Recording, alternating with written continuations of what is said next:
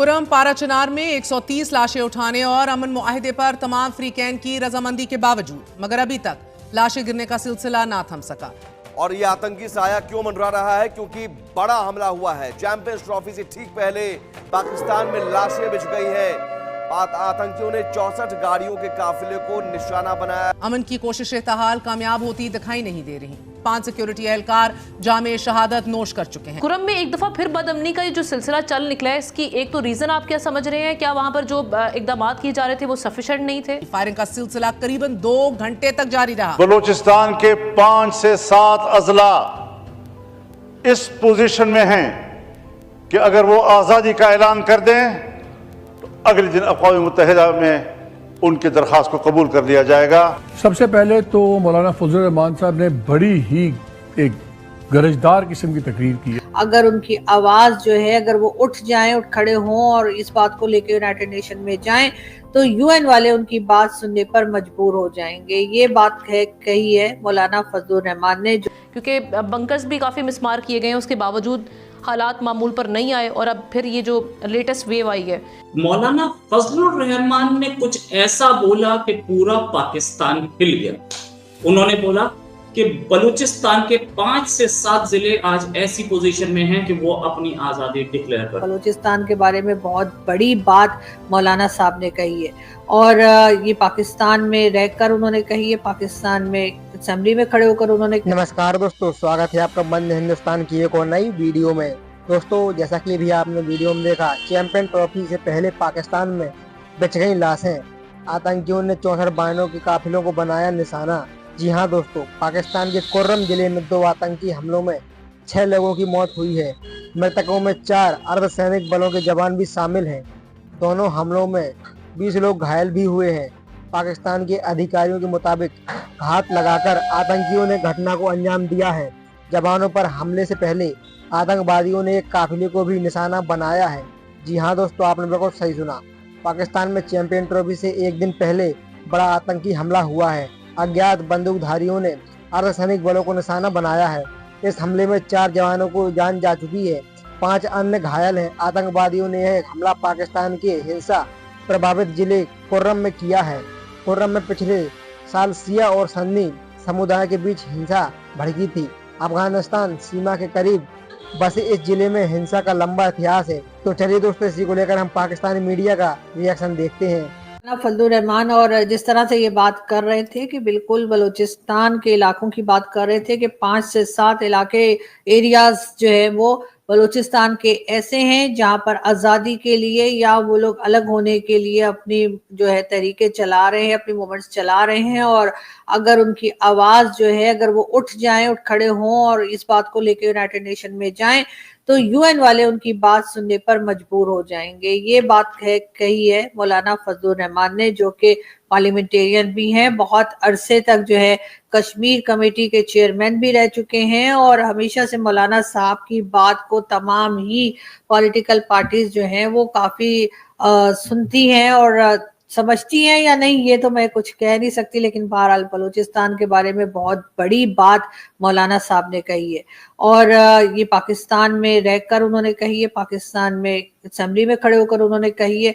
क्या अब भी जो लोग जिम्मेदार हैं, जो पॉलिसीज बनाते हैं, क्या अब भी वो इनकार करेंगे इस बात से कि नहीं बलूचिस्तान में सब कुछ खैरियत है, कोई ऐसी बात नहीं है, कोई परेशानी की बात नहीं है और वो लोग जो है कुछ डिमांड नहीं कर रहे हैं, वो लोग कोई प्रोटेस्ट नहीं कर रहे?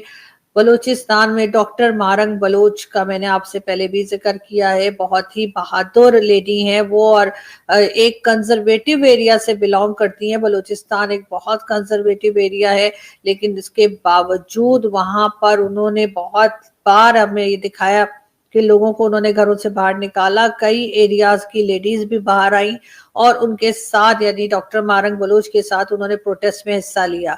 इस बात से साफ जाहिर होता है कि वो लोग कितने ज्यादा परेशान है कि एक ऐसा कंजर्वेटिव एरिया जहां पर लेडीज जो है वो इस तरीके से बाहर नहीं आया करती। एक बहुत ऐसा पर्दे का भी बहुत ज्यादा वहां पे किया जाता है और लेडीज भी बिला वजह घर से बाहर नहीं निकलती। तो अगर वो अपने घरों से बाहर निकलने पे मजबूर हो गई हैं और वो बात करने पे मजबूर हो गई हैं, तो डेफिनेटली कुछ ना कुछ तो ऐसा चल रहा है, वहां पर परेशानी है जो कि गवर्नमेंट छुपाने की कोशिश कर रही है, जो कि चाहे वो गवर्नमेंट हो चाहे वो एस्टेब्लिशमेंट हो, इस सिलसिले में बात नहीं कर रही। बार बार तकरीबन डेली बेसिस पे अगर आप मेरा सोशल मीडिया देखें, खास तौर पे मेरा ट्विटर या एक्स अगर आप उसको देखें, या फिर आप ईमान मजारी जो कि एडवोकेट भी हैं, अगर आप उनके पेज को चेक करें तो आपको पता लगेगा कि हर दूसरे दिन कोई ना कोई मिसिंग पर्सन्स का इशू जो है वो इस वक्त भी बलूचिस्तान में चल रहा है। और ये मिसिंग पर्सन्स कौन है, इनको कौन ले जा रहा है, इनको भारत तो ले जा नहीं सकता क्योंकि भारत के तो बॉर्डर लगते नहीं है बलूचिस्तान से, तो हमारे ही लोग ले जा रहे हैं, हमारी ही एजेंसी के लोग हैं जो इनको उठा के गायब कर रहे हैं। उसके बाद कुछ लोग जो हैं वो तो सालों साल से नहीं मिल रहे हैं, और कुछ को जो है बताया गया है कि जी कुछ की डेड बॉडीज मिली हैं, और कभी ये बताया जाता है कि कुछ साल के बाद एक आध कोई होता है जो वापस भी मिल जाता है, लेकिन ऐसा बहुत कम होता है। ज्यादातर लोग ऐसे हैं जो अभी तक मिसिंग है और उनके बारे में कहा यह जाता है कि जी वो अफगानिस्तान चले गए। मौलाना फजलुर रहमान ने कुछ ऐसा बोला कि पूरा पाकिस्तान हिल गया। उन्होंने बोला कि बलूचिस्तान के 5 से 7 जिले आज ऐसी पोजीशन में हैं कि वो अपनी आजादी डिक्लेयर करते हैं और डिक्लेयर कर सकते हैं। अगर उन्होंने डिक्लेयर कर दी आजादी तो यूएन भी उनको एक्सेप्ट कर लेगा और पाकिस्तान फिर से टूट जाएगा।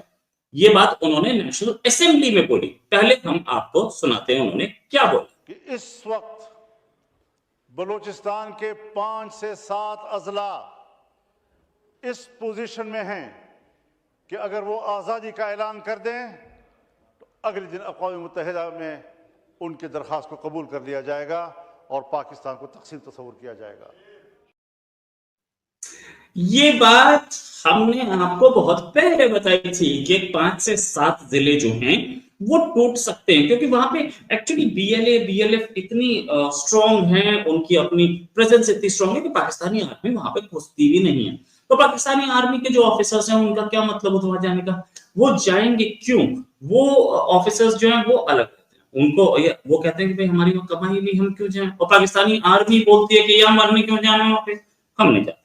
ये पूरी कहानी है। इस पूरी कहानी में बहुत सारी चीजें हैं। इसी बात करने के लिए हमारे साथ उमेश अग्रवाल जी जो कि इंडिया क्रॉनिकल के मैनेजिंग एडिटर हैं। उमेश जी बहुत बहुत स्वागत आपका हमारे शो में।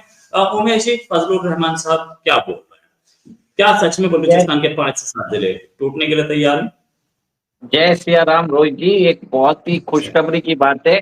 और आपके शो पे कुछ दिन पहले मैंने बोला था कि पाकिस्तान के अंदर एक विघटन की स्थिति जैसी उत्पन्न हो चुकी है। और जैसे हमने बोला था 8-7 दिन पहले, क्योंकि इकोनॉमिक प्रॉब्लम्स उधर बहुत ज्यादा हो चुके हैं, मिलिट्री लीडरशिप पे अवाम का जो एतबार है वो खत्म हो चुका है। और पाकिस्तान की जो सियासत में जो पॉलिटिशियन है उनके ऊपर किसी को विश्वास नहीं है। आपके पास अगर लीडरशिप होगी, शहबाज शरीफ, मरियम नवाज शरीफ और बिलावल भुट्टो जैसे अगर पॉलिटिशियंस होंगे तो उनकी तो कोई हैसियत ही नहीं है। और आपने इमरान खान को अंदर डाल के रख दिया जो जन